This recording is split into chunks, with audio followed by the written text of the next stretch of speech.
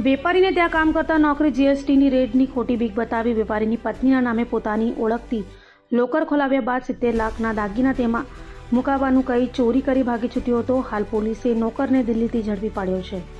સુરતના અલથાણ વિસ્તારમાં કાપડના વેપારી સાથે ફ્રોડ કરનાર નોકર દિલ્હીથી ઝડપાયો છે. વેપારીના નોકરે જીએસટી રેડની ખોટી બીક બતાવી વેપારીની પત્નીને વિશ્વાસમાં લઈ તેઓના નામે પોતાની ઓળખથી લોકર ખોલાવ્યો હતો અને લોકરમાં જ અંદાજે 70 લાખના સોનાના ઘરેણાં મુકાવ્યા હતા. બાદમાં લોકરની ચાવી ખોવાઈ ગઈ હોવાનું નાટક કર્યું હતું અને નવા તાળાની બીજી ચાવી લઈ ખંડણીની યોજના ઘડી હતી. ચાવી આપવાના બદલે 54 લાખની ખંડણી માંગી હતી. તો ગુનો કર્યા બાદ આરોપી નોકર દિલ્હી ફરાર થયો હતો. બનાવને લઈ ફરિયાદ નોંધાતા જ અલથાણ પોલીસે ગુનો નોંધી આરોપી નોકરને દિલ્હીથી ઝડપી પાડ્યો અને તેને સુરત લાવી તેની વધુ પૂછપરછ હાથ ધરી છે.